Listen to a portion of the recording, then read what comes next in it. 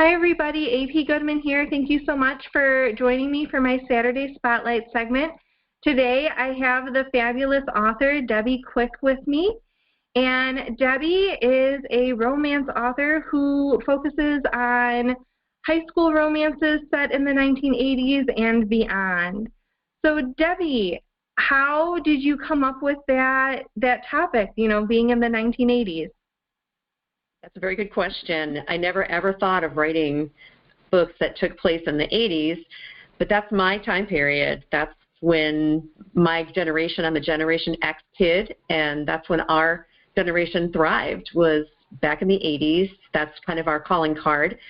And I had some experiences during the 80s where I left public school to go to private school, and a lot of my friends stayed in public school.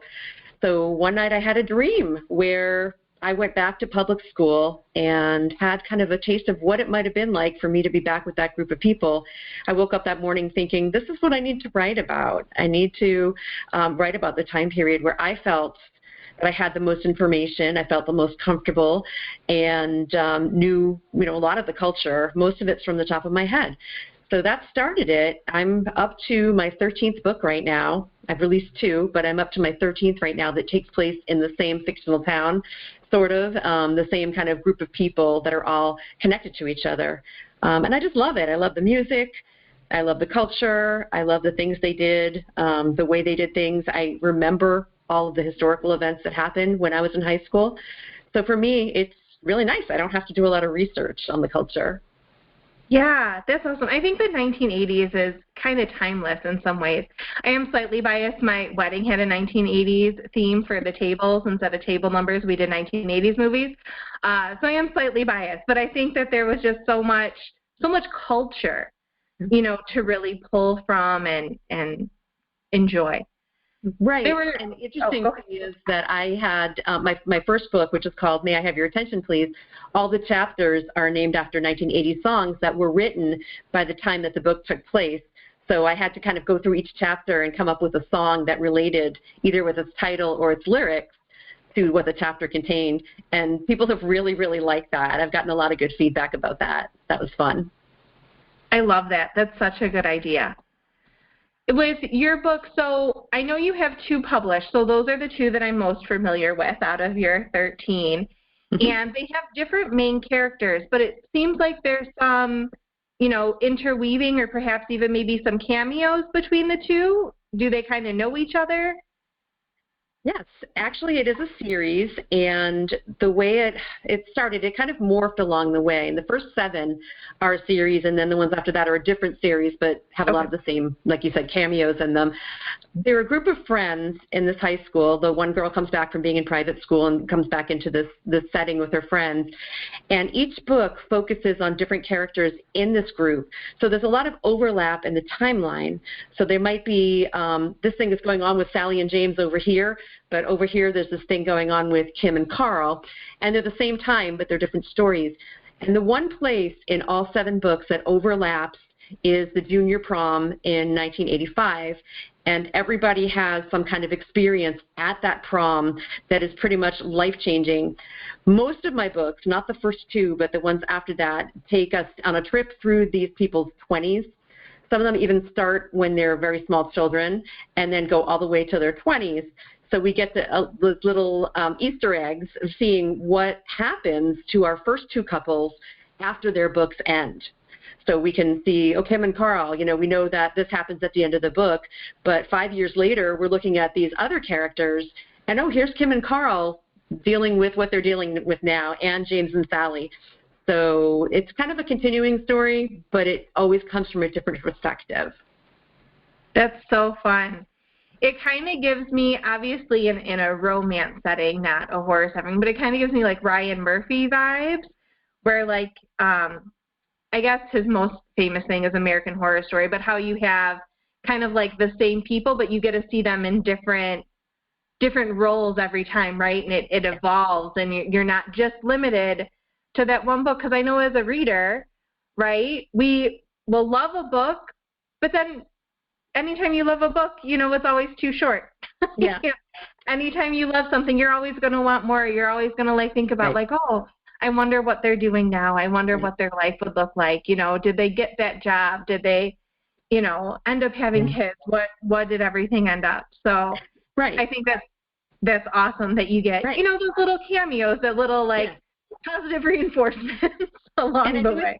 I do it the other way around too, where James tells Sally a story of something that happened in junior high, and this story comes up in the first several books.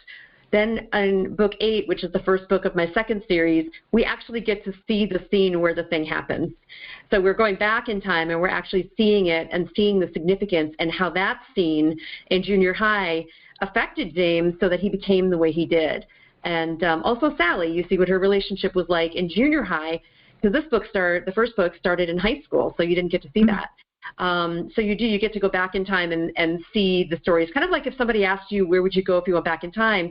And you give them a time and you'd like to stand aside and watch it. Like Back to the Future, where he goes back and you can see what happened with his parents. It's kind of like that. You go back and you get to see the actual scene where it happened. That's so cool. You get flashbacks and flash forwards, all sorts of good things. And I love that you've chosen, a classic 80s prom as a focal point or a catalyst. I think that's such, even just saying a 1980s prom, I think everyone gets a vision of what that would look like, right? With your teased hair and the neon colors and the ruffles. And I have some sisters who I still know what their prom pictures looked like, right, in the 80s, and it was such a look. I love the big hair. I found my prom picture. As a matter of fact, I had a little reunion with my prom date recently out of the blue. I just knew where he worked, and I went there, and I said, do you remember me? We went to your senior prom together and hadn't seen him since. And that was like 40 years ago, literally 40 years ago. And I told him, I said, I just need to let you know that nothing in my book is about you. So it's not about you at all. But, I did find my prom picture and put it up on my social media, but I put a little smiley celebratory face in front of his face so he would be anonymous. Right. Well, I'm sure he appreciated hearing that none of it was about him instead of the opposite, right? No one wants to be like, oh, and by the way, we've distributed this. Oh, goodness. So it sounds like, there are some overlaps with, Sally going to private school and then coming back to that dream that you had where, you went off to private school and you dreamt that, what would life be like if I kind of went back? Yeah. Do you think that, your books have been influenced by your own experience and you've kind of pulled bits and pieces that, stood out to you or meant a lot to you into your work? Yeah, absolutely. I think that dream really influenced me. There are actually people who were in my life during that time, like when I was in junior high, that I kind of brought back to the surface and included in my books. And definitely me. I think every character in my book, not just the female main characters, but maybe some of the male ones too, all of them have a piece of me. It's kind of like when you analyze dreams and you think that everything in your dream is you, every character in your dream, every piece of furniture, everything that's there is somehow related to you. I think it's that way in writing too, because it all comes from up here. Mm-hmm. It doesn't come from anywhere else. It comes from our experiences. And I'm also a therapist and a social worker, so I had to analyze this. I love it. Yeah, there's definitely a big piece of me, and there's a big piece of other people that I know. And the people who do have appearances in the book are aware of it. They're okay with it, hopefully flattered by it, and they know there's enough kind of like hiding them and making them anonymous that other people wouldn't look at it and say, oh, that's Joe Smith that she's writing about, and that never happened. And but yeah, they're pretty psyched about being in the book. That's awesome. I totally agree with you that I think that, as a reader and a writer, the books that get created and the stories that are told through a lens of what we see the world is or could be, or, even what we would want it to be. But, through our own mix, mash, hodgepodge alterations, right? Because when we get to tell a story, then we get to tell a story and we get to control all the factors. We get to set the scene. We get to set, the people, their reactions, their dispositions. And so it's a fun mix and match game. Yeah, and it's fun for me as a social worker, too, to look at this because I feel like I'm rewriting my own narrative. There are things that happened, all of us in childhood and in early adulthood or whatever that we wish we could go back and rewrite. And being an author, you can do that. Now, at the time, I went to private school, and I stayed there until I graduated, and I thought it was the greatest thing. And looking back on it, I think I probably would have been a much better adjusted kid and young adult had I not gone. And it was my decision to go, nobody else's, and, I went into it full of whatever. But now I can look at it and say, okay, let's take my life and make it go in a different direction. And let me have it end, and not necessarily end because it's an ongoing story, but let me have it go in the direction of where I think things would have been more positive. I was not Sally. I did not end up with a James. I didn't meet my James until I was in my late 30s. and, also had blonde hair. But, so it wasn't me. But, yes, I think that aside from the difficult things that she had to deal with in her life, I think I would have loved to have my story turn out like Sally's and like Kim's and like the future ones. So I'm not going to tell you who they are because some of them are a surprise. No, I totally appreciate no spoilers. But, yeah, no, I think that's, the benefit, right? There's a common meme I see all the time that says readers get to live 1,000 lives. And I think that's true, but I think it's true for authors too. Yeah. We get to create these individuals and now we've created an individual and they, their life kind of shaped by our own hands in somewhat a literal manner. Yeah, I'm a the difference between a planner and a pantser, a plotter and a pantser.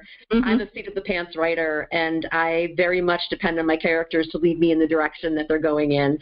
So Sally, once she became Sally, she started telling me that, no, Debbie, this is not what I would do. And especially when I introduced Sally, I introduced James, and then I introduced them to each other. And then they tell me how they're going to get along and what their relationship's going to look like. And a lot of people see that as being, maybe a little bit psychotic, and maybe authors are. Maybe we do have a way of channeling into that part of our brain that works without us, without our knowledge. And that's why it makes us good at what we do. Well, you're in good company. My main character is named Lena, and I am a plotter. Like, I love outlines. I outline in Excel because I like things very, linear and organized.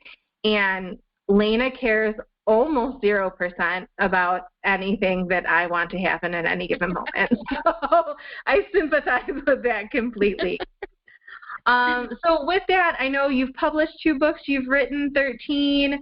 Are there any upcoming projects, maybe releases that, you want to share with us or that we could look forward to from you? Yes, I am actually. Valentine's Day is going to be my next release, my 3rd book in the series. It's called, and this is a title reveal, so it's called Absolutely and Totally Smitten. And it's number 3 in the series, which is called McKinney High Class of 1986. And it features characters that you've met in 1 and 2. I also, just because of pride, I need to mention that I recently became a runner-up in the Pencraft Book Awards for Literary Excellence. So I'm excited about that. I didn't win, but I guess it's kind of the same as being 3rd place, and I'll take it. I didn't win anything except for some little seals to put on my first book. My first book is being sold for $1 on Amazon for ebook, and my other one's on Kindle Unlimited. So very, very easy to get a hold of without breaking the bank. 1 and 2 can be read independently. 3 can also be read independently, but probably makes more sense if you read 2 first, because there's a lot of crossover between the cousins, Carl and Chris. So you'll definitely want to get a background of who Carl is and who Chris is to him before you read the 3rd book. But if not, like I said, it does stand alone, but won't make quite as much sense. That's awesome. Well, I look forward to Valentine's Day then. That'll be so great. And then if people want to learn more about you, follow you, things like that, what's the best way to do that? I was talking to my brother about that today. If you just Google Debby with a Y, Meltzer, Meltzer, quick, like fast, you find a lot of stuff, or put author at the end. I'm on Instagram, Facebook, I'm on TikTok, and everything under Debby Meltzer Quick Author. I also have a web page, which is debbymeltzerquickauthor.com, and it has a lot of information about me and my books there. And I also have a blog that I write there. I have several entries that can be read and caught up on. Perfect. I love that it's all a very similar same name, right? It's easy to remember. You kind of have a one-stop shop. I love it. Yes. All right. Well, thank you so much for meeting with me today, Debbie. It was an absolute pleasure to meet you. I know this is kind of our first meeting. We haven't had a whole lot of, background before today, so it was great to get to learn more about you and your books and put a face to a name. So thanks for being here. Thank you so much, and I look forward to looking into your books too. Oh, yeah, no worries. All right, well, you take care, and we'll talk soon. And thanks, everybody. Thanks, everybody, for joining Saturday Spotlight. I hope to see you again. Bye.